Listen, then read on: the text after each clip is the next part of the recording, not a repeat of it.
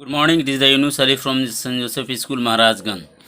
आज आप लोगों के लिए पार्ट 2 एडवर्ब जो क्रिया विशेषण हम पढ़ाए थे, पहला पार्ट कंप्लीट हो गया, दूसरा पार्ट आपको पढ़ाना है। दूसरा पार्ट में स्पेशली मुझे यही बताना था कि एडवर्ब का हम यूज कहाँ कहाँ करते हैं। पहले हमने आपको ऑलरेडी क्लियर किया हुआ था कि एडवर्ब को यूज करने के लिए कुछ मेथड बताए थे कि कहाँ कहाँ यूज होता है। वो किसी किसी क्वालिटी को बताता है। एडवर्ब जो हमारा एडवर्ब होता है, एडवर्ब की भी क्वालिटी बताता है, वर्ब की भी क्वालिटी बताता है, एडजेक्टिव की भी क्वालिटी बताता है। और साथ में हमारा क्या होता है, एडवर्ब के अलावा प्रीपोजिशन, कंजक्शन, नाउन और प्रोनाउन का भी सेंटेंस के अंदर में क्वालिटी को शो करता है, उसके बारे में बताता है। ठीक है ना। और मैंने 3 एग्जांपल देकर आपको बताया था कि पहला किसकी, पहला हमारा जो एडवर्ब होता है, एडवर्ब वो किसी क्वालिटी बताता है, वर्ब की क्वालिटी बताता है। दूसरा हमारा क्या होता है कि एडजेक्टिव की क्वालिटी, गुड हमारा एडजेक्टिव है उसकी क्वालिटी बताता है, वेरी यहाँ पर मेंशन किया गया है। और तीसरा मैंने आपको क्लियर किया हुआ था कि ऑलरेडी एडवर्ब है, केयरफुली ऑलरेडी एडवर्ब है, उसके पहले एक वेरी वर्ड एडवर्ब लगा के यानी एडवर्ब की ही क्वालिटी बता रहा है। ठीक है ना। तो ये चीज़ मैंने आपको क्लियर किया हुआ था। और एक तीसरा भी और भी मैंने बताया था, प्रीपोजिशन। प्रीपोजिशन में क्या होता है ना कि ओवर, ओवर हमारा प्रीपोजिशन है, उसके पहले एग्जैक्टली का यूज किया गया, जो कि हमारा क्या है, ये एडवर्ब है। एट हमारा प्रीपोजिशन, उसके पहले जस्ट के इस्तेमाल किया गया, ये भी हमारा क्या हो गया, एडवर्ब है। तो ये मैंने ये कुछ पार्ट को क्लियर किया हुआ था। कुछ और भी पार्ट है जिसको मुझे आपको बताना है, जो अभी मैं आपको बताने जा रहा हूँ। ठीक है ना। पहला एग्जाम्पल आते हैं बच्चों, देख लीजिए। He hates her simply because he she drinks whisky. अब देखिए यहाँ पे क्या दिया गया ना, ये बिकॉज हमारा क्या है ना कि कंजक्शन का काम किया हुआ है, मतलब दो सेंटेंस को जोड़ने का काम करता है।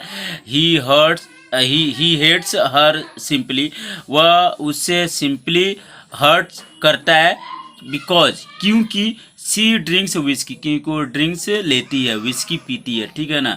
तो अब यहाँ बिकॉज हमारा यहाँ पे क्या है, कंजक्शन है, और कंजक्शन के पहले हमारा सिंपली लगा है। और हम अच्छी तरह से जानते हैं कि एडजेक्टिव हो या एडवर्ब हो, हमेशा क्या होता है कि जिसकी क्वालिटी बताता है उसके पहले आता है। ठीक है ना।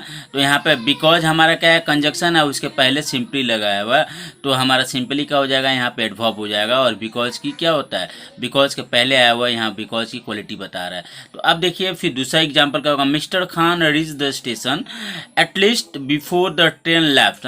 मिस्टर खान स्टेशन पहुँचते हैं एटलीस्ट, बस चंद ही पलों में, before the train left for, train खुल चुकी थी।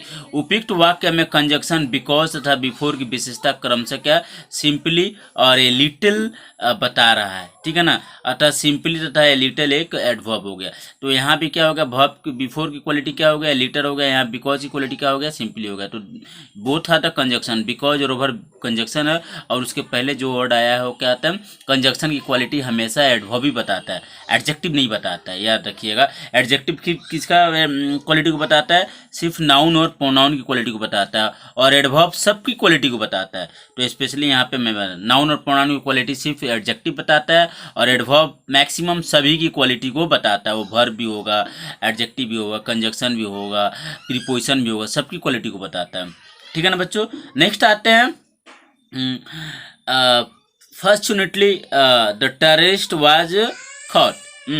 सौभाग्यवश क्या होगा, टेररिस्ट पकड़ा गया। ठीक है ना। अब देखिए यहाँ पे फॉर्चुनेटली है, यहाँ पर naturally, the Tendulkar play well.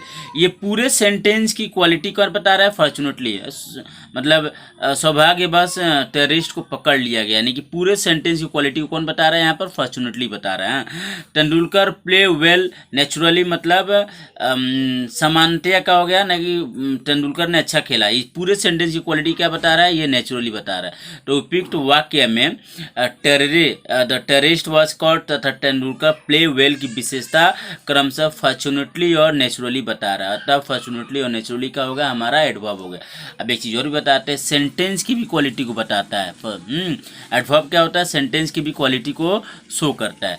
अब हमारा नेक्स्ट आते हैं बच्चों, नेक्स्ट हमारा एग्जाम्पल समझते हैं।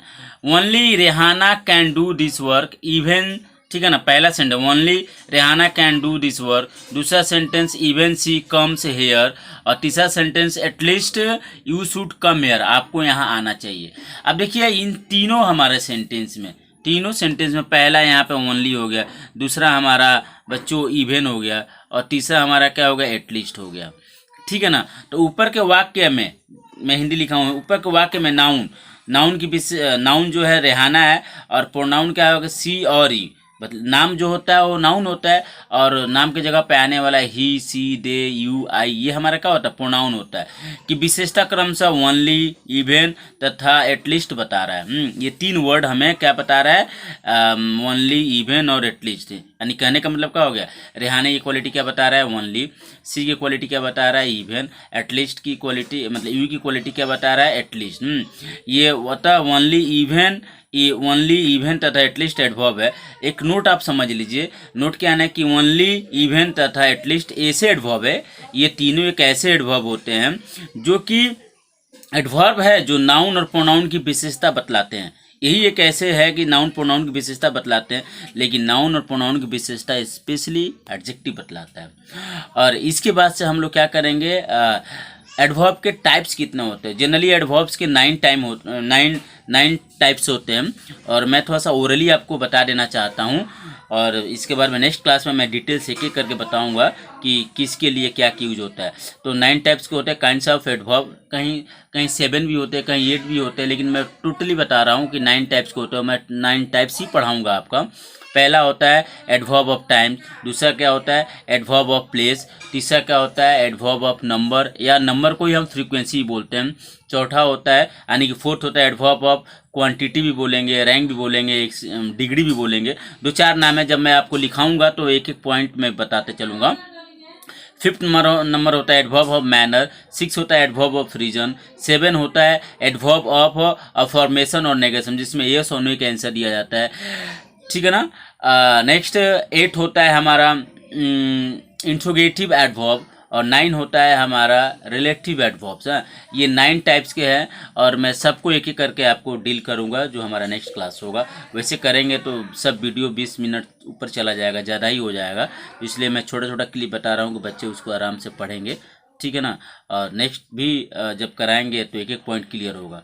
सो आई होप दैट कि आप लोगों को समझ में आया है ये, यहाँ तक समझ में आया। अब हम टाइप्स पढ़ेंगे तो आपको समझाने की कोशिश करेंगे, और आप समझने की कोशिश कीजिएगा, ठीक है ना।